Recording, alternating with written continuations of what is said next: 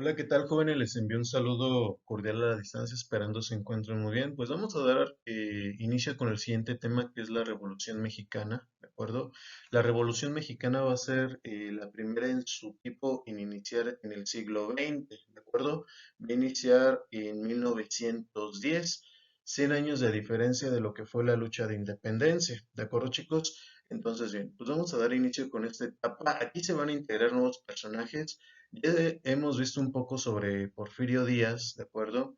Pero ahora vamos a empezar a integrar a más personajes como algunos caudillos, como fueron Pancho Villa, ¿de acuerdo? Aquí tenemos a Pancho Villa, ¿sí? Y Emiliano Zapata, ¿sí? Entonces, estos nuevos personajes se integran a la historia de México. Pancho Villa e Emiliano Zapata son muy conocidos. Bien, jóvenes. Madero, bueno, hay que recordar previamente que Porfirio Díaz en 1908 da una entrevista a James Creedman. En dicha entrevista, Porfirio Díaz da a conocer que México ya está preparado para la democracia y que los mexicanos ya pueden elegir a sus gobernantes. Entonces, estas palabras que dijo Porfirio Díaz, pues van a motivar mucho a los mexicanos porque ya querían un cambio, ¿no? Obviamente hay que recordar que Porfirio Díaz se mantuvo en el poder durante más de 30 años. Un poder dictatorial, un poder con mano dura y obviamente mucha violencia, en la cual pues, el país va a experimentar una época de bonanza, de riqueza, a costa de la explotación, del trabajo forzado de muchos de los mexicanos y pues obviamente muchos grupos muy pequeños se vieron beneficiados de esa explotación, como los extranjeros, los hacendados y la clase burguesa. ¿Sí? Entonces Madero lanza lo que es un libro que se llama La sucesión presidencial, ¿de acuerdo? En 1910. Entonces Madero lanza su libro. Madero también es un nuevo personaje que integramos a esta historia, jóvenes. Madero va a ser un candidato que va a contender a las elecciones de 1910 contra Porfirio Díaz, ¿de acuerdo? Contiende contra Porfirio Díaz. Entonces es así como aquí lo vemos, Madero versus Porfirio Díaz, ¿de acuerdo? Entonces, Porfirio Díaz hay que recordar que para estas fechas ya tenía más de 80 años, o ya tenía los 80, ya era una persona octogenaria. Pasemos a lo siguiente. Bien, elecciones de 1910. ¿Quién ganará? Ok, ¿quién iba a ganar las elecciones de 1910? ¿Quién creen ustedes? ¿Francisco y Madero o Porfirio Díaz? Pues bien, vamos a ver. Pues pasa lo siguiente, en las elecciones da la casualidad de que Porfirio Díaz encarcela a Madero en San Luis Potosí, ¿de acuerdo? Lo encarcela y posteriormente, pues Porfirio Díaz gana de manera fraudulenta las elecciones, llega nuevamente al poder, pese a que ya había dicho que pues se iba a retirar, ¿no? Frente a esto, Madero huye de la cárcel y se va a Estados Unidos, a Texas. En Texas va a promulgar un plan que se llama el Plan de San Luis, ¿sí? Entonces aquí promulga este plan Madero.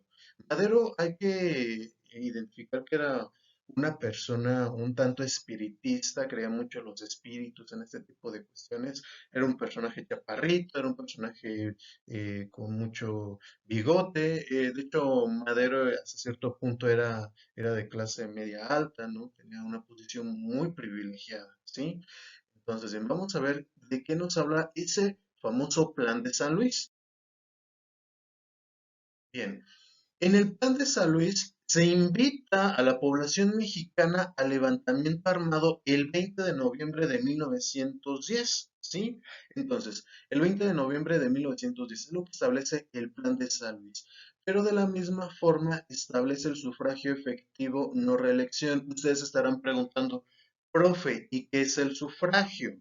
Pues bien, el sufragio es el voto, sufragar es eso, es votar, sí es un sinónimo.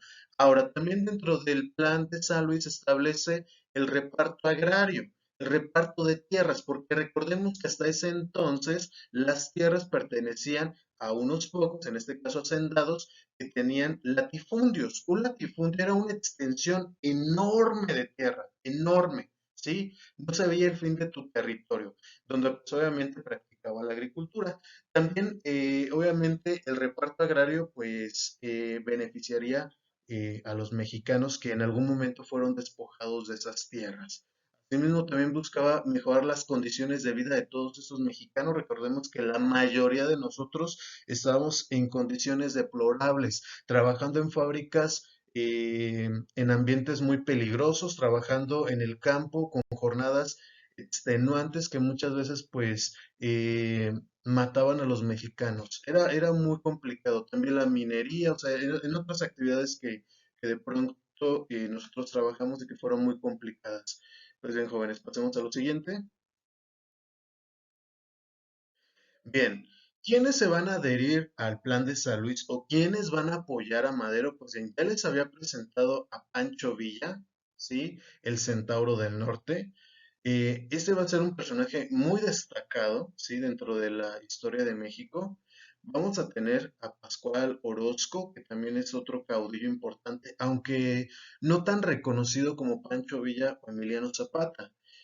Y también vamos a tener a Abraham González, que tampoco tiene mucha notoriedad dentro de la historia. Se le da más peso por lo general a Pancho Villa, ¿de acuerdo? Bien, ahora les presento a Emiliano Zapata. Emiliano Zapata es otro personaje muy importante. Él luchaba principalmente por el reparto agrario, porque la tierra se les repartiera a los mexicanos y no se dejara en pocas manos, en manos de extranjeros. Recordemos que a los extranjeros se les daban muchas concesiones de tierra, del agua y de los minerales que existieran en el subsuelo. Entonces, Zapata también se une a esta revolución. Zapata principalmente se adhiere al plan de San Luis por la cuestión del reparto agrario. Era algo que Madero establecía dentro del plan de San Luis. Entonces, pues Emiliano Zapata estuvo de acuerdo. Digo, ¿sabes qué? Yo estoy de acuerdo con lo que tú estás proponiendo. Yo me uno a tu lucha, ¿no? Entonces Zapata estaba encantado con esa cuestión del reparto agrario. Bien, ahora, aquí hay que destacar algo muy importante. El Centauro del Norte, Pancho Villa, va a estar en el norte del país, va a estar en esta región, ¿de acuerdo? En esta región del norte. Es ahí donde va a estar él combatiendo. Y Emiliano Zapata lo vamos a encontrar principalmente en las regiones del sur, acá por Morelos, ¿no? Entonces, esa es una distinción clave entre estos dos caudillos que son muy renombrados. Ahora, hay algo aquí bien curioso, ¿de acuerdo? Bien, bien curioso. Francisco I. Madero se levanta en armas, pero obviamente no tenía, pues, el poder o las armas suficientes para combatir a Porfirio Díaz, ¿de acuerdo? Aquí lo tenemos con dinosaurio porque duró mucho tiempo en el poder. Entonces, hay quien dice que un país, raramente un país que interviene en todo, en todas las políticas, apoyó a Madero con armamento, ¿no? Lo apoyó con armas para armarse e iniciar la revolución. Pero ustedes se preguntarán, ¿pero cómo? Si de pronto, ¿de acuerdo? Si de pronto Estados Unidos estaba muy contento con las concesiones que les había dado Porfirio Díaz, ¿sí? Sin embargo, Porfirio Díaz en algún momento le dio algunas concesiones, me parece que del petróleo, de algunos otros elementos, a Inglaterra, y eso pues a los gringos no les gustó. Entonces dijeron, ah, vamos a iniciar la lucha, y ya cuando tú llegues al poder, tu Madero llegues al poder, tú nos vas a apoyar a nosotros y nos vas a dar concesiones y nos vas a ayudar. Bien, la lucha armada se tenía prevista para el 20 de noviembre de 1910, pero 2 días antes, el 18 de noviembre, en Puebla los hermanos Cerdán iniciaron esta lucha, ¿sí? Aquiles, Máximo y Carmen Cerdán son personajes muy importantes porque iniciaron esta lucha. Obviamente, lo iniciaron en su casa, estaban ahí disparando y también estos elementos porfiristas pues también los atacaban. Sin embargo, no pudieron porque eran tres solamente contra ellos. Entonces, pues ellos fueron asesinados, creo que Carmen fue encarcelada y pues bien, es un elemento importante a considerar, a los hermanos Cerdán. Bien, ahora, ¿qué va a pasar? Porfirio Díaz seguía en el poder, acuerdo? Va a seguir en el poder, pese a que ya inició la revolución. Trató de mediar las cosas, trató de solucionarlo, pero se le salió todo de control. Ya no pudo contener la revolución mexicana, se desbordó, ¿de acuerdo? Entonces, la victoria, en este caso, se da cuando se toma Ciudad Juárez. Toma Ciudad Juárez, entonces es un evento importante cuando logran tomar esta ciudad, ¿de acuerdo? Entonces, frente a eso, como ya tomaron Juárez, como ya no hay un control, Porfirio Díaz decide huir a Francia en el barco Ipiranga, ¿de acuerdo? Entonces huye allá, en 1915 pues muere allá en Francia, de hecho sus restos están todavía en aquel país. Ahora, Porfirio Díaz se va por ahí de mayo de 1911. La revolución inicia en 1910, en noviembre, para ser exactos.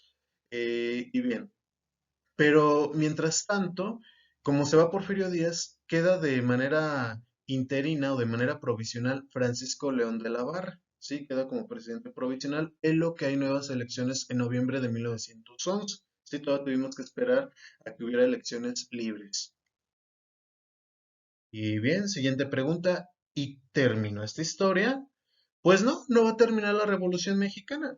O sea, sí se buscaba de pronto que quitar del poder a Porfirio Díaz y que sí se logró, pero no va a terminar la historia mexicana. Es un tema muy complejo y pues bueno, es lo que vamos a ir viendo en todo este primer parcial.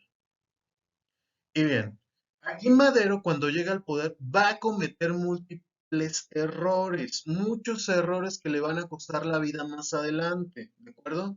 Entre ellos, dejar a exporfiristas, ¿de acuerdo? Aquí tenemos a un exporfirista en cargos importantes. Lo que Madero tuvo que haber dicho, según algunos historiadores, es aniquilar o acabar a todos los exporfiristas. ¿Para qué los dejas vivos? Ellos pueden acabar contigo. Entonces, Madero fue su gran error. Aquí, a cargo de las Fuerzas Armadas, Madero va a dejar a Victoriano Huerta, ¿de acuerdo? Un exporfirista de Hueso Colorado. Primer error de Madero. Y va a tener varios más, ¿no? Ahora, siguiente error de Madero, ¿sí? Es que le pidió a estos caudillos desarmarse. Desármense. Ya terminó la Revolución Mexicana, ya se fue Porfirio Díaz. Y dijeron, nones, porque si nos desarmamos, esos exporfiristas que tú tienes dentro de tu gabinete, nos van a dar cuello, ¿no? Entonces, es por eso que van a empezar a haber algunos choques. Emiliano Zapata en algún momento lo apoyó, ¿sí? Porque recordemos que en el plan de San Luis se le estipulaba el reparto agrario y pues a él le encantaba eso del reparto agrario, estaba a favor de que se repartieran las tierras, pero Madero cuando llega al poder no cumple sus promesas, tarda en hacer el reparto agrario. Madero dice, vamos a hacer el reparto agrario de manera gradual, pero Emiliano Zapata dice, no, yo quiero que de manera radical y expedita y rápida ya lleves a cabo el reparto agrario, ¿no? Madero no lo hace y eso provoca un rompimiento entre estos dos personajes. ¿De acuerdo, chicos? Entonces, pues bien, es lo que yo les puedo comentar con este pequeño video tutorial para que quede un poco más claro sobre esta parte inicial de la Revolución Mexicana. Por mi parte sería todo, que tengan un excelente día.